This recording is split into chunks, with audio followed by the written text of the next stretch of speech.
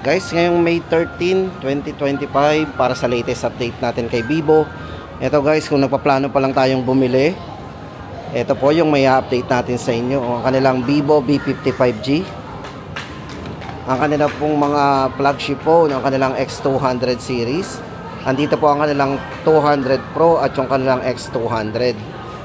At syempre hindi lang yan guys, meron din po sila ditong napakamura or yung napaka-budget lang na buds. Andito po ang kanilang Vivo buds. Ayan. Vivo V50 Lite 5G. Ayan.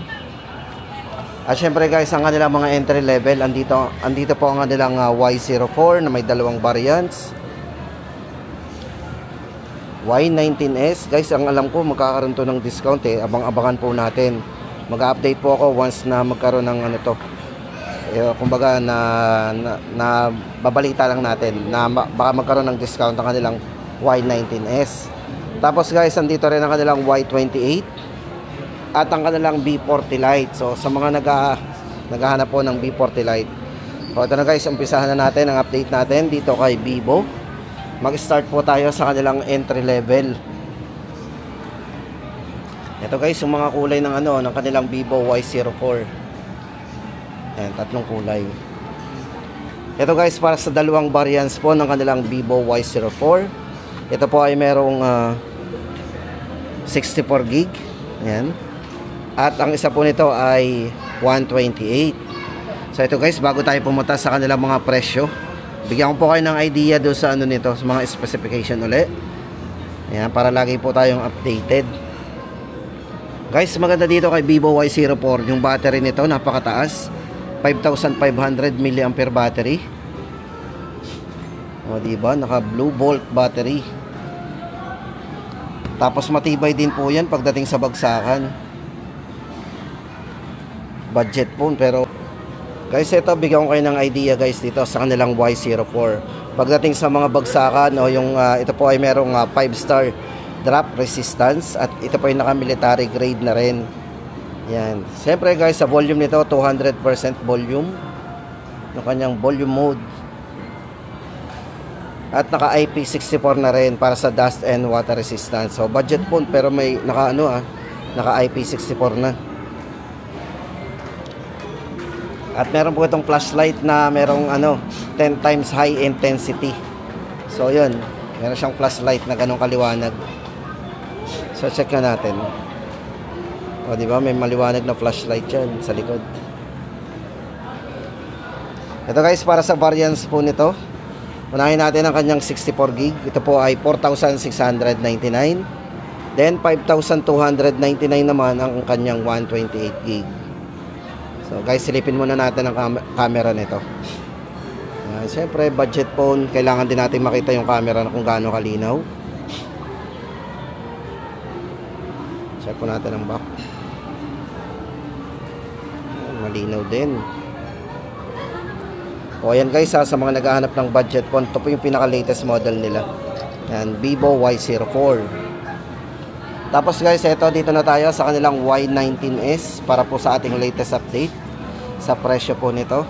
Ito po guys, may dalawang variants din to, isang 128 at isa pong 256 gig. Check po muna natin ang design. Ayan, close up look muna tayo sa design nito. Guys, ito maganda dito sa kanilang Y19S. Kung nabitin tayo sa mga 5,000 mAh battery, ito ay merong 5,500 mAh battery. At ito po ay naka fast charging na din, naka 15 watts. At kung camera naman, meron na rin po yung maliwanag na camera, naka 50 megapixel na po to para sa kanyang main camera. Ayan, IP64 na rin, dust and water resistance. Syempre guys, maganda dito, kung more on camera, ito yung meron na ring AI camera na ginamitan na rin. At matibay din na pagdating sa bagsakan kasi meron din tong SGS 5-star drop resistance and military grade certification. Yan. At kung volume naman, ito ay merong 300% volume mode. So napakalakas po ng volume natin. Kahit sa mga crowded area, gamitin natin yung 300%, talagang maririnig. Yan. Para po sa presyo guys ng ating 128 Vivo Y19S, 6,499 at 256 gig po ay 8,499. At yung nga po guys, inuulit ko, aabangan po natin ang kanilang Vivo Y19s kasi baka magkaroon to ng discount. Kumbaga nababalita lang natin yan. So babalik-balikan po natin yan. Tapos guys, ito naman ang kanilang Vivo Y28 para po sa ating latest update. Ito guys, may dalawang variants din. Isang 128, 16GB RAM 128 at 16GB RAM 256 GB. Ito po yung design niya, no? Napakaganda rin ang design nito. Parang naka glass back design.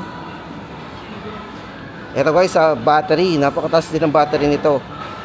Yan, 6,000 mAh battery. Yan, at naka 44 watts po yung charging nito, ha.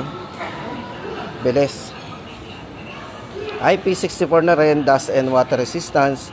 At yun nga po, pagdating sa volume naman, volume mode ay merong 300% volume. Camera, meron siyang super night algorithm camera na naka 50 megapixel na. Check po natin.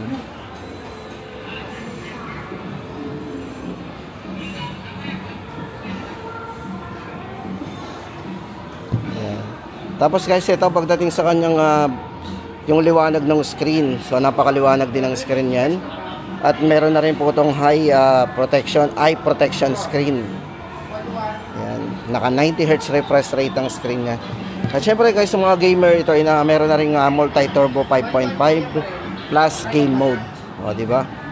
Android 14 ang kanyang operating system. Ito guys, para sa dalawang variants ng ating Vivo Y28. 128 po nito ay 7,999 at 9,999 naman ang 256 GB. Then guys, next natin ipapakita sa inyo, ito may tatlong variants po to, ang kanilang Vivo V40 Lite. Meron po siyang 4G at meron din po siyang 5G. Guys, para sa 5G nito, dalawang variants ang 5G nito, isang 256 at ang isa po nito ay 512 GB. Ito guys, naka fast charging. Unahin natin ang kanyang fast supercharged pump. Yan, pagdating sa charging. Then ang battery po nito is 5,000 mAh battery with 4-year battery health. So meron siyang 4 na taon na talagang matibay ang battery nito. Then pagdating sa screen refresh rate guys, ang kanilang Vivo V40 Lite ay merong 120Hz para sa kanyang Ultra Vision. At napaka-vivid po ng display nito kasi ito ay naka AMOLED display na. IP64 din para sa dust and water resistance. Ayan. Camera guys, check natin ang camera nito. Itong 50 megapixel po niyang camera. Ito po ay merong AI Aura Light Portrait camera. At syempre yan, meron na rin siya mga photo enhancement. At naka wide angle na rin. O, may 0.6. Ayan, check po natin ang video. Naka 0.6 din ang video niya. Pwedeng wide angle ang video nito. Ito guys, pagdating sa processor, itong si Vivo V40 Lite ay ginamitan ng 4nm 5G Snapdragon para sa kanyang flagship processor. At meron na ring 300% volume. At naka dual stereo speakers na rin yan with audio booster. Booster. Diba? Para po sa tatlong variants nito guys, unahin natin ang kanyang 4G.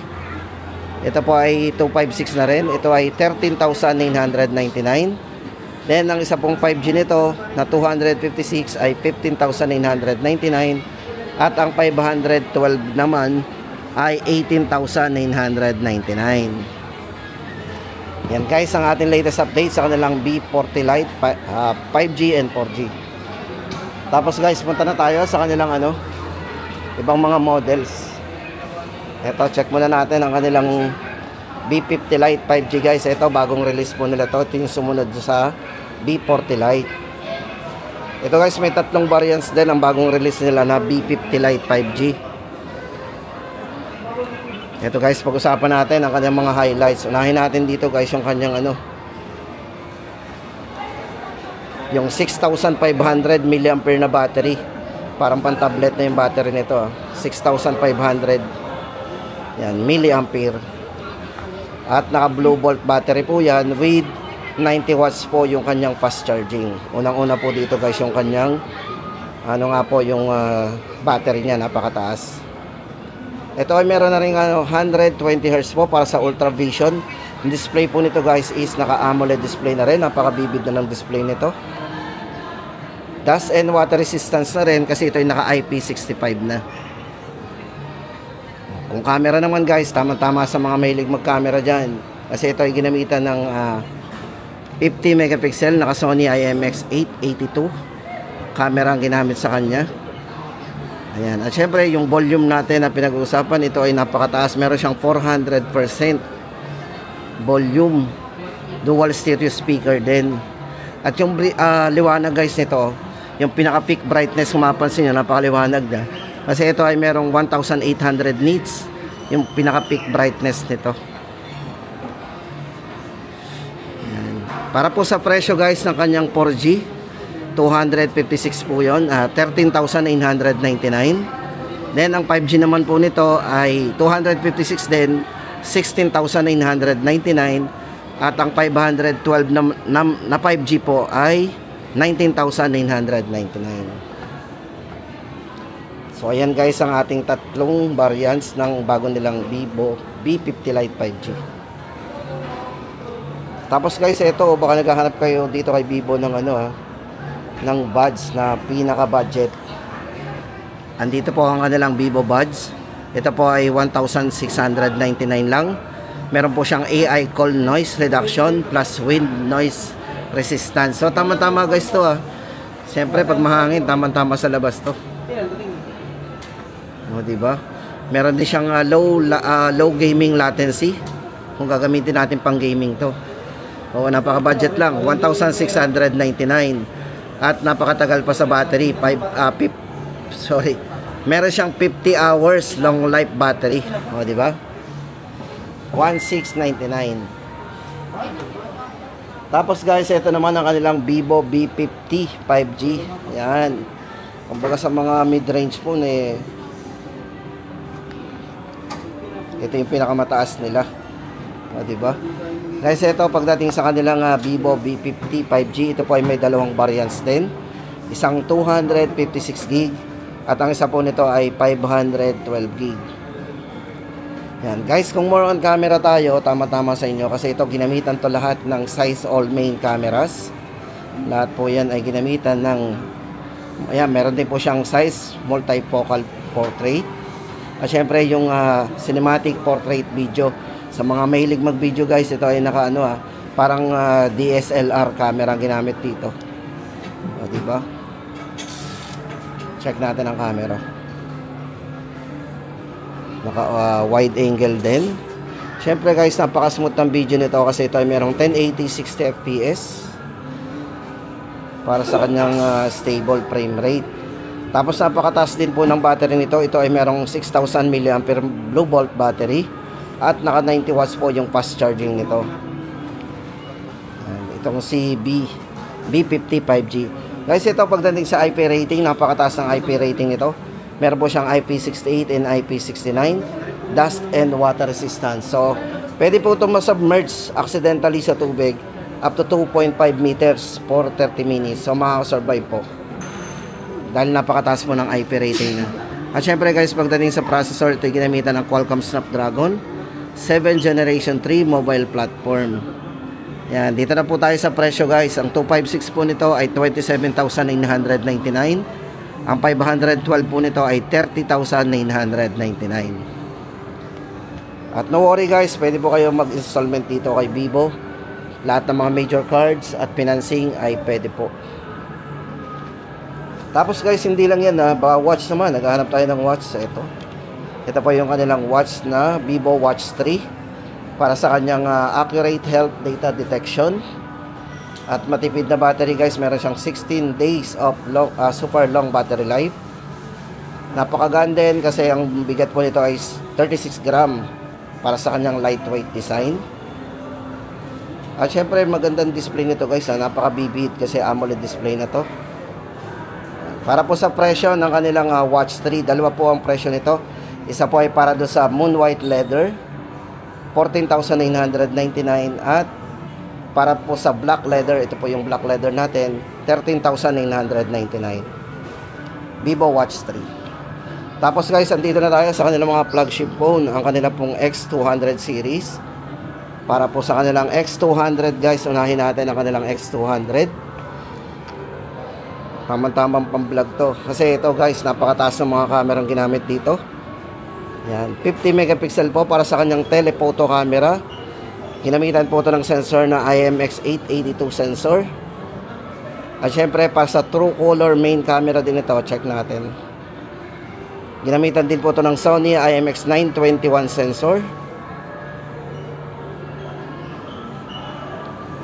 At para sa ultra wide guys, napakalinaw po ng ultra wide angle nito. Naka 50 megapixel din. Kalimitan mga ultra wide, mababa lang yung megapixel. Pero ito taas, naka 50. Tapos pagdating po sa processor nito guys, ito ginamitan po ito ng MediaTek Dimensity 9400.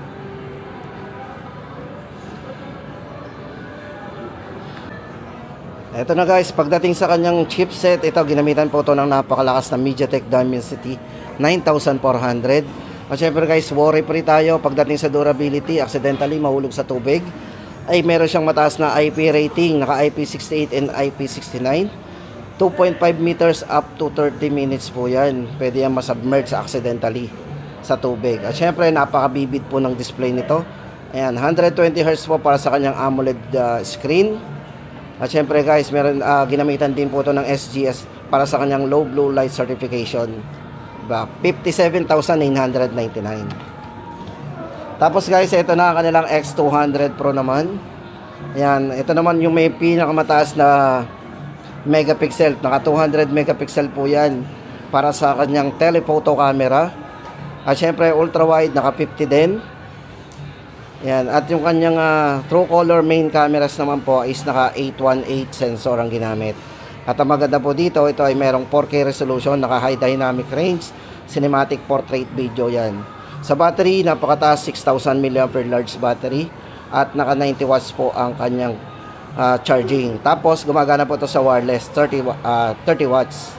120Hz na rin po ang kanyang AMOLED screen. Ayan, 69,999 po. At yan guys ang ating pinaka-latest update dito kay Vivo. So guys, babalikan natin, baka may karoon sila ng sale dito. Ayan. See you guys sa mga next update natin.